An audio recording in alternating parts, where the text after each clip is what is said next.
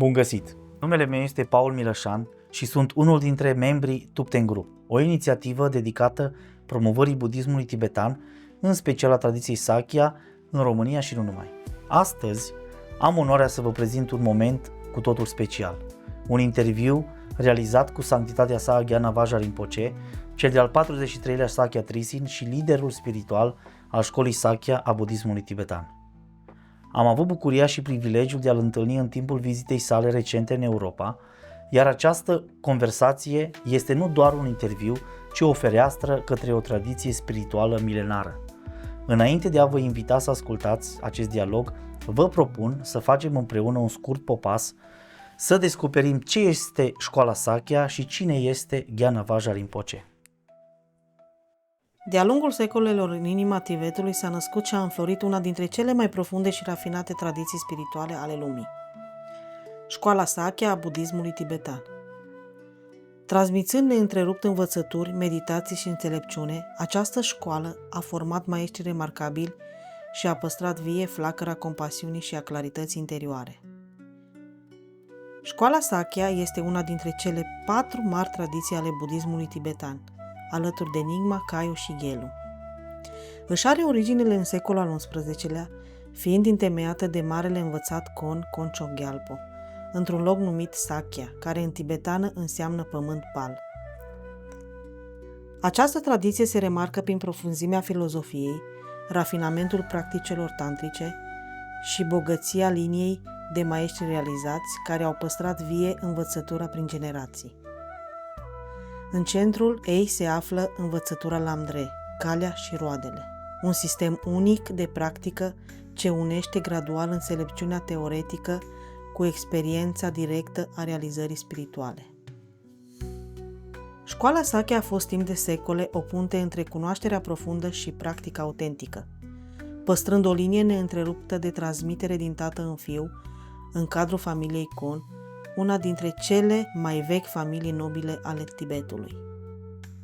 Astăzi această moștenire vie este purtată mai departe de sanctitatea sa Gyana Vajra Rinpoche, cel de-al 43-lea Sakya Trisin, lider spiritual și protector al unei tradiții sacre ce transcede granițele timpului și spațiului. Născut în anul 1979 în India, în familia Kon, o linie de maestri ce datează de peste 1000 de ani, Rinpoche este fiul sanctității sale Sakya Trisin, cel de-al 41-lea deținător al tronului Sakya și fratele mai mic al sanctității sale Radha Vajra Rinpoche. A fost crescut în spiritul profund al tradiției Sakya, primind încă din copilărie învățături, inițieri și practici ezoterice sub îndrumarea celor mai respectați maestri ai vremii. Educația sa spirituală a fost completată de ani de studiu riguros, retrageri de meditație și o angajare constantă în practica compasiunii și a înțelepciunii. În anul 2022, în cadrul unei ceremonii tradiționale, Gyana Vajra Rinpoche a fost întronizat ca al 43-lea Sakya Trisin, deținătorul tronului Sakya, devenind astfel conducătorul spiritual al uneia dintre cele 4 mari școli ale budismului tibetan. Cu o prezență blândă, o minte clară și o inimă deschisă, Rinpoche călătorește în întreaga lume pentru a transmite învățăturile lui Buddha și a păstra vie tradiția Sakya. În continuare, vă invităm să-l ascultați pe sanctitatea sa în cadrul unui interviu rar oferit cu generozitate în timpul vizitei sale în Europa. Un dialog despre sens, echilibru interior și drumul spiritual, așa cum este văzut prin ochii unui maestru autentic. Thank you very much. On behalf of our group, our Thubten group, we say thank you for accepting this invitation to do, and on behalf of our Romanian community. Thank you.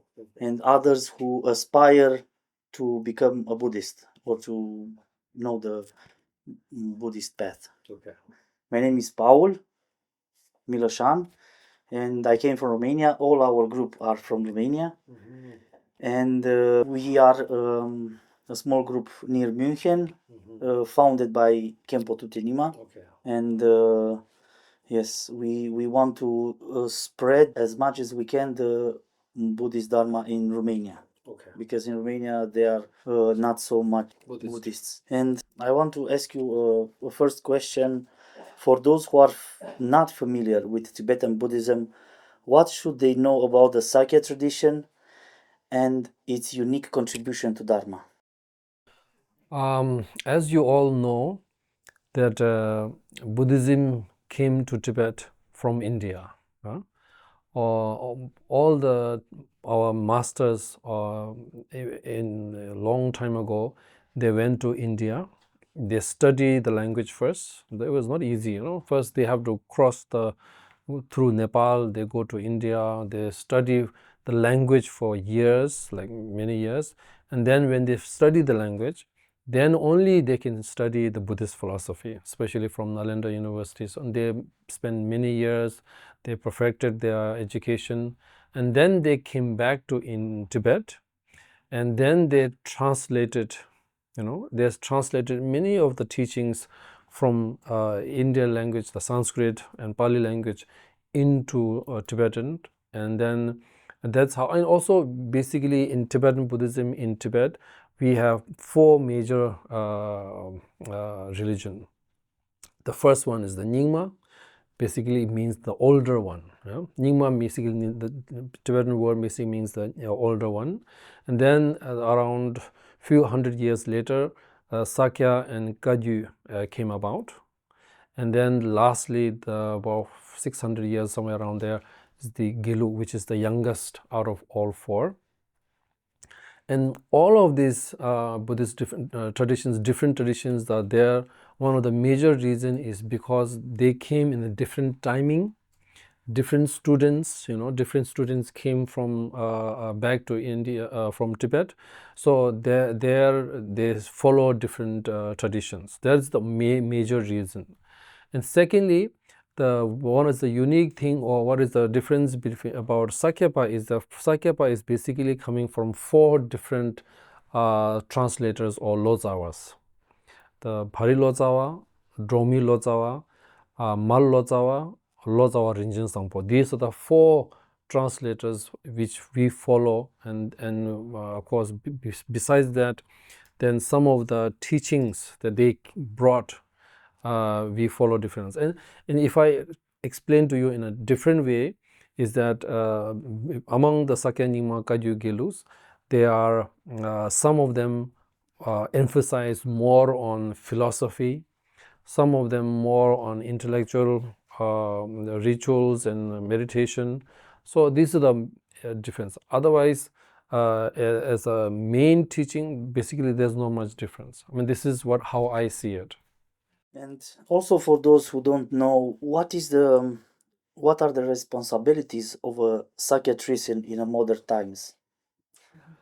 I would say the mainly thing is to practice yourself, and at the same time, this is not just for Sakya, Trinzen, but I think as supposedly teachers, the way I see it is that our job is to encourage, encourage students to study, encourage students to practice, encourage students to be more compassionate, be more loving kindness, be more forgiving, be more closer to the religion. That is I think, our job or our description. That's how.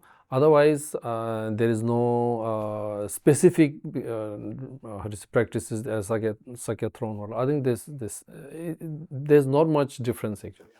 And now in a continuing changing world, Yes. how do you balance traditionals with the new generation?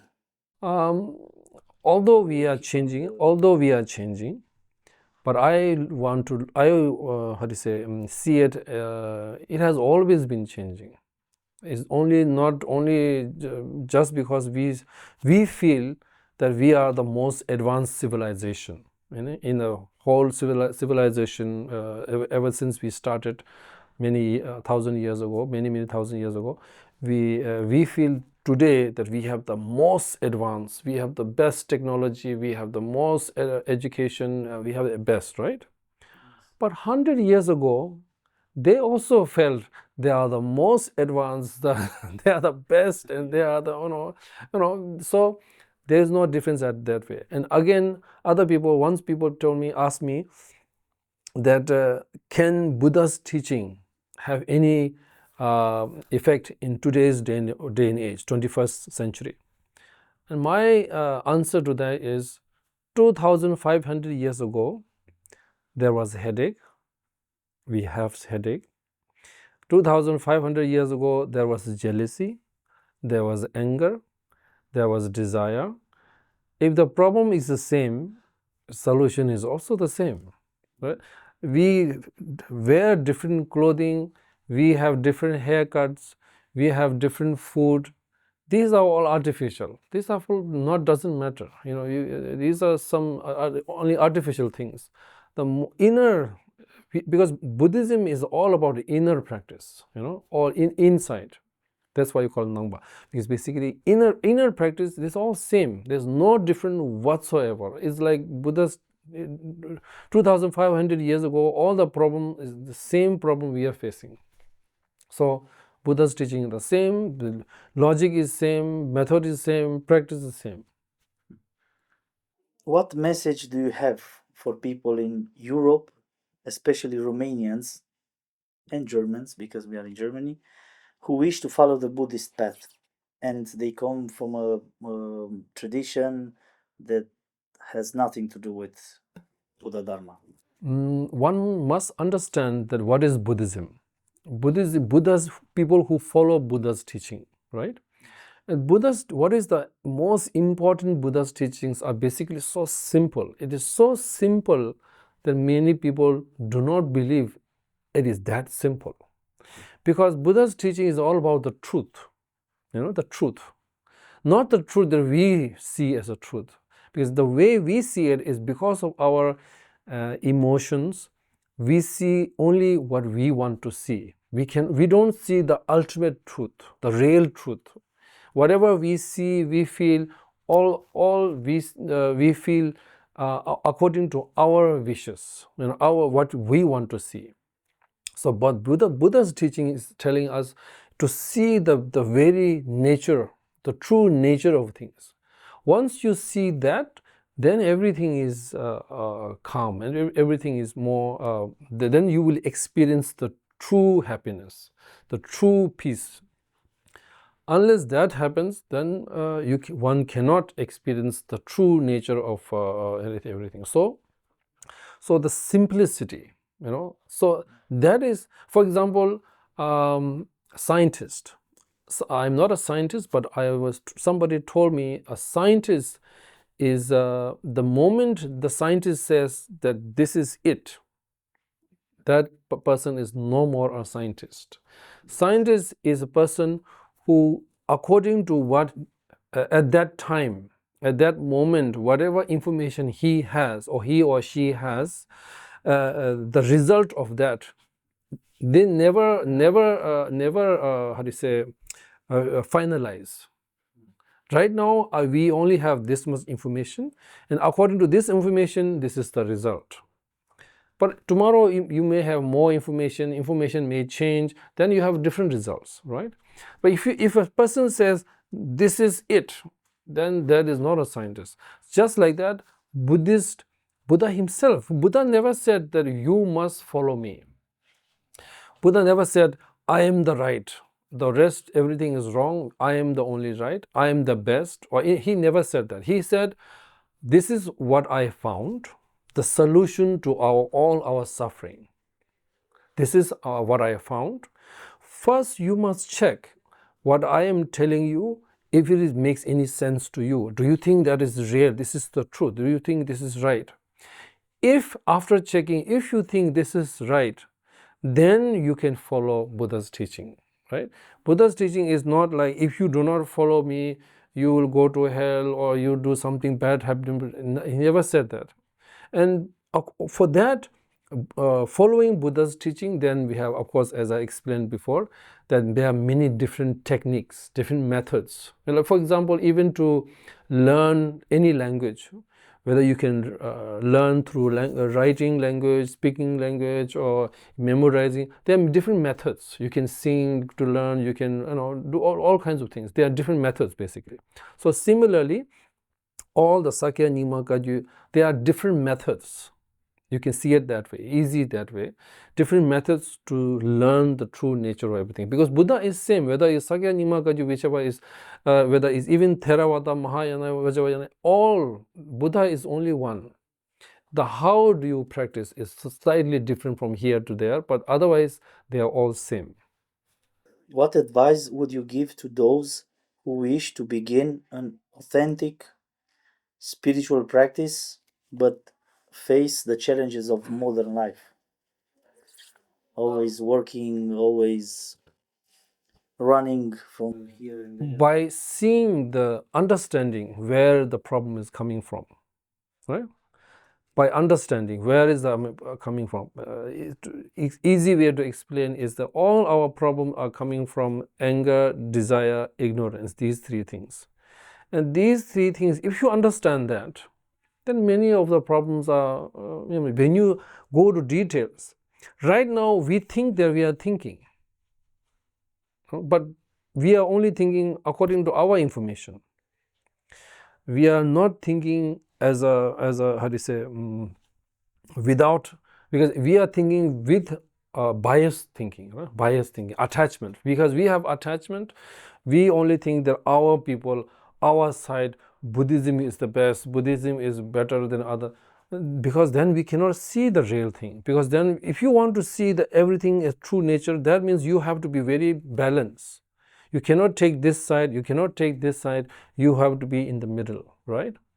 So similarly, by seeing all this, then if you practice, then you will be less angry, you will be less desire, you will have a much better, more smoother life.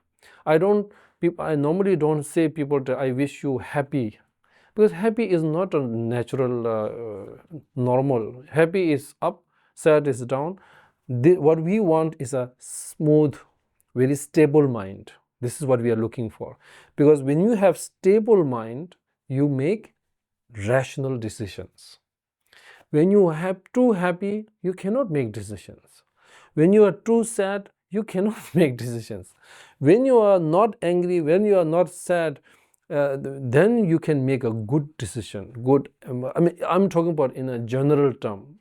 Similarly, in a Buddhist, whether you want to practice Buddhist or not, but once you do that, but I don't know whether really you want to put the tradition and culture. I don't know whether one should follow that. I always say, don't put boundaries and borders.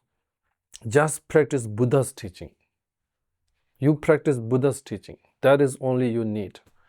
How you practice, of course, then you can try different things, but main practice one should do is the Buddha's teaching. But if you do that, then your practice becomes universal, right?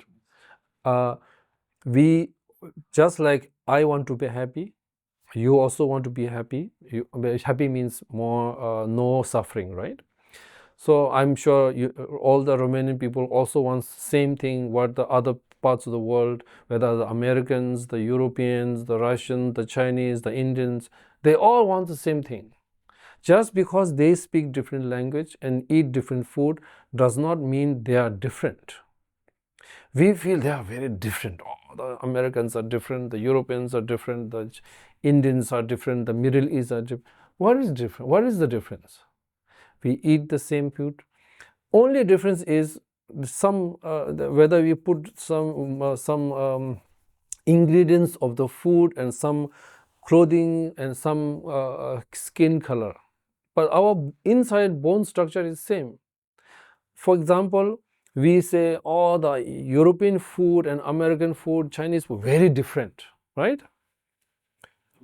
But where is the difference? It's here. Once you pass your throat, it's not difference. There's no difference. The the reason of the food is to give you energy, to keep you alive, so that you can be alive. But people don't think, food is very different. Our food is better. Their food, there is no difference. If you look beyond, if you look like carefully without being biased, how many ingredients are there in this world? Only like four or five main. Of course, there are small, many difference, but main ones are rice, barley, oil, salt, sugar. Only this is some people put these things together. Some people these together. It's like I have never studied in a school, but I know once I heard saying that there are only like 4 or 5 colors, the main colors.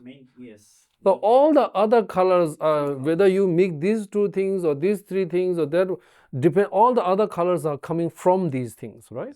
So basically the same thing. If you think that way, then you see that everybody is same. If you believe that everybody is same as a human, then you can experience the universal love. Because if you do not believe that we are all same, whether you're human, animal, or everything, we all want the same thing, then I don't think you can practice the universal love. Because if you think that I am better than other people, how do you see them equal? To have a universal love, you have to have the respect, you have to see them, everybody equal, right? So by practicing these things, then you will see a much more bigger world. Then your your suffering will go down by seeing everything. By knowledge is the key. That's why Buddha's teachings are all about education. By making that education, knowledge into experience, knowing things and believing things, 2 totally different things, right? Just because I know when you swim in the water, use right hand, use left hand on the ground, not in the water, does not mean I can swim, right? Okay, I learned I teach somebody, you should swim, use right hand, left hand, use your legs, and then breathe like this, and then I throw him in the water.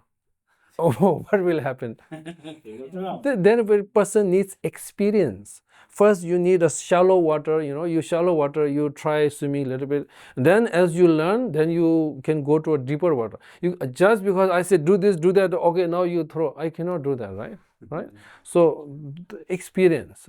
Whatever knowledge you have, then if you are capable of, if you have time, if you think you want to do, then of course you can go to deeper philosophies and all this, right?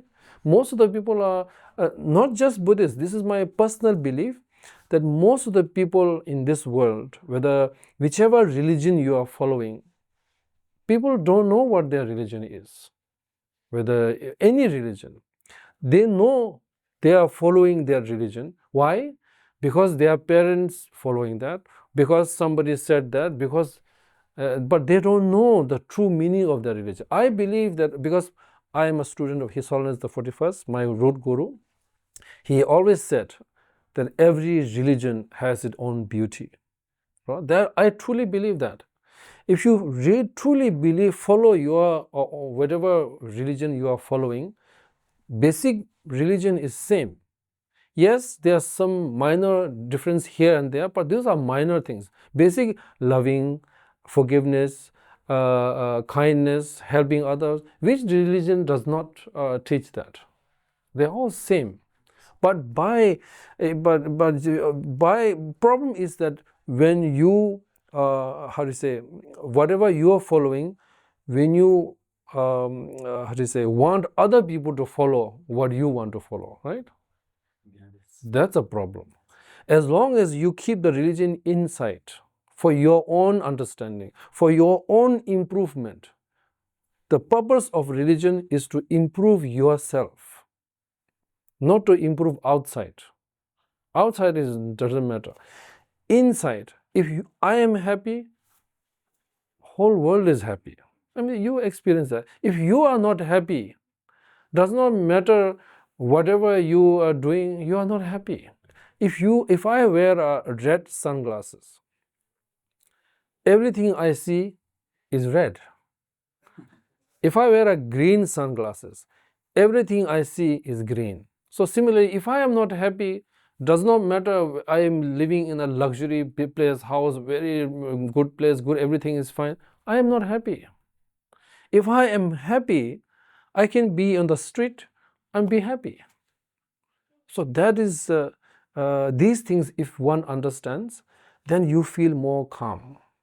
Because right now our mind is always wants to get something. I want this, I want this, I want, or whatever, whether is education, or whether is wealth, whether is power, whatever we all want.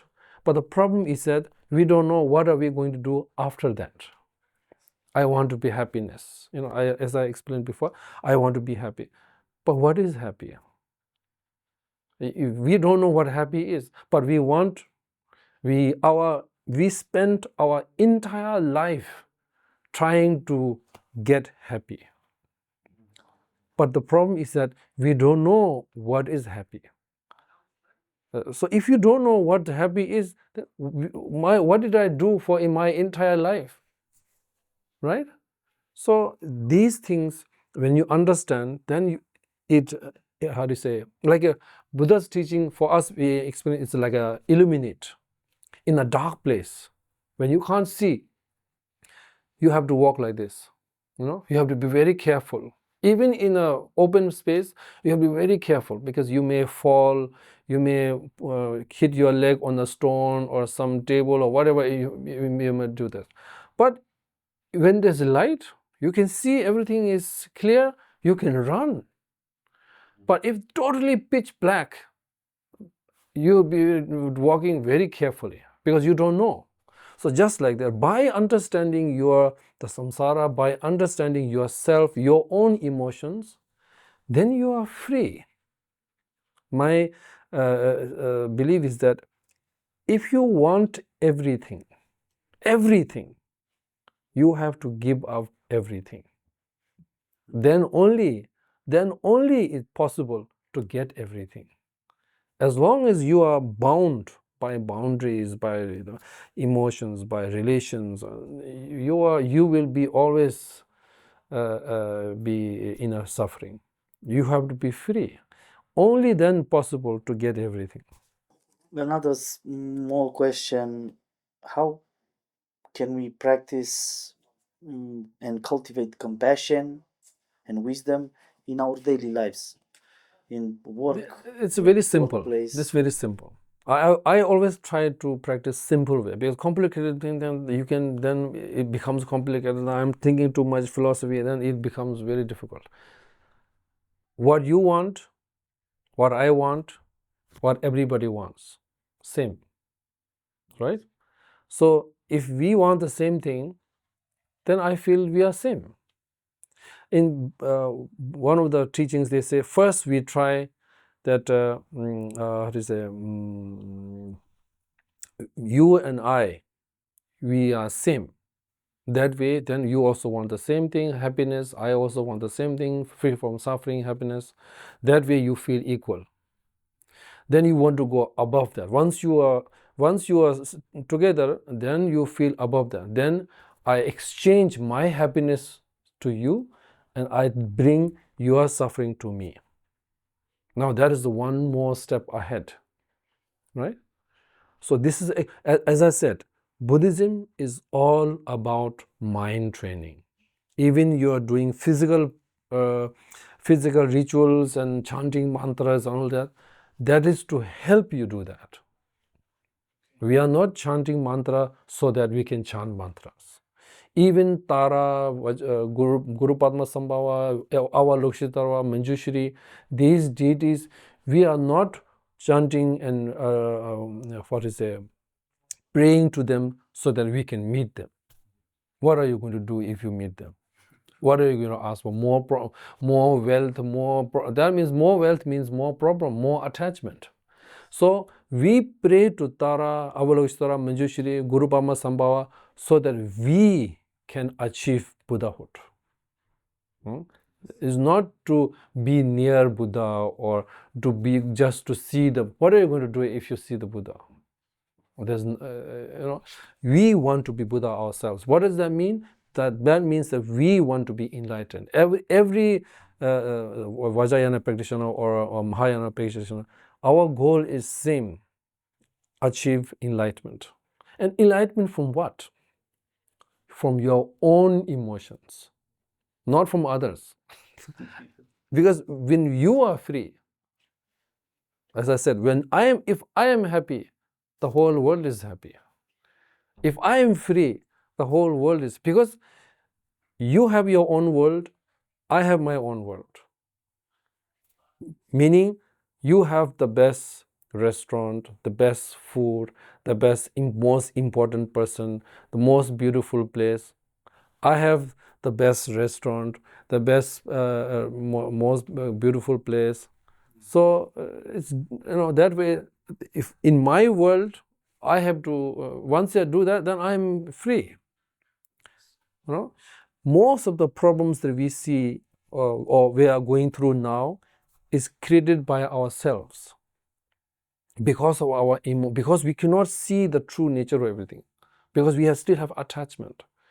Everything is complicated with attachment. Simple, easy explanation is somebody did something wrong. It's very easy to say that person should face the law. That person should go to catch by police and go to jail. Easy to say. Now, what if that person who did that is one of your relatives? Will you still say, yeah, that person should go to jail?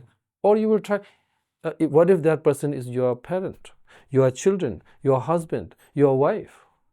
Will you still say, oh, that person should go to jail? Or you will try to protect them from jail? What difference? What change? What change? Your relationship, your emotions, your attachment, that changed everything.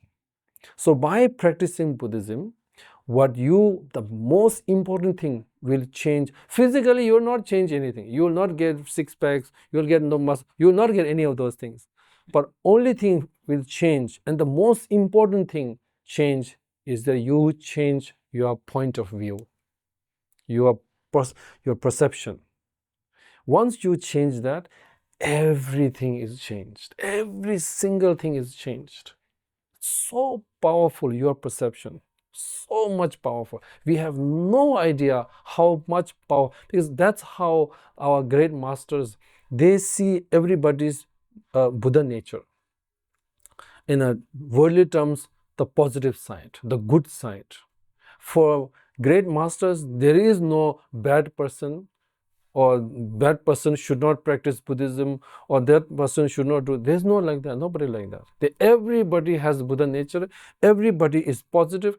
Everybody is good. So they are always happy and relaxed because they are all surrounded by happy, good people. We are suffering because for us, this person is good, this person is not so good, this person is happy, we are judging. Every time we see, we are, fat person, thin person, brown person, black person, yellow person. We are judging. If you can see beyond the color and the tradition and these boundaries, then we are all same. We are all skeletons, basically. Yes. Skeleton walking around. Skeletons, yes. Right? Yes. In your opinion, do you think in the future you want to visit Romania? Sure, of course. Why not? I would love to visit Romania. Whoever wants to practice, where I can help in any way, if I can do anything, it's my duty. It is my honor to come and do anything I can do to help. Because, as I said, our job is to explain, not to solve the problem. That one has to do it themselves. Right? People think that masters can share the problem, and then master will do something, and then abracadabra, and then all the problem is solved. It doesn't work that way. Because the problem itself is not a problem. The person cannot see the problem. when person who knows everything, right? Okay, I have a good example. There's a TV show called, I think, Big Brother or something like that, you know. I'm not sure whether they have in Romania or not. It was. Yeah. So what's happened is that there's a screen, you know, people see 10, 20 people live in the one house, and they see everything what people are doing. Yes. And then we say, because now these people, 10 people, they don't know what each other is doing, but we see everything. So now we know everything. Like we are like gods. We can see everything, right? But because they don't see each other, whatever these people are doing, my question is, are we really that different? We are doing the same. Whatever the animals are doing, not even that, whatever the animals are doing, we are doing exactly the same thing. We are not different from anything. But because we wear clothes, live in the house, we think that we are much different and we are more sophisticated and all that, rich people. But there is no difference whatsoever. We are totally same. Then if you, I don't know, have a final message, something. Final message is try to live simple life. More complicated means more suffering, more problem, more trouble. I mean, the easiest way to see the problem is by living a simple life. I do not mean to say do not cook different food. Do all that. I'm talking about mental. No? Mentally, as I think I was talking yesterday, our life is very simple. We are born, we are children, we go to school, we are grown up, get married, have children, do work, old person, retire, and you die. It's simple. But never is that simple. Why? Because of our relations, they're right, wrong, my right, your right, and all this is so complicated. We make it complicated. Not the life itself is not complicated.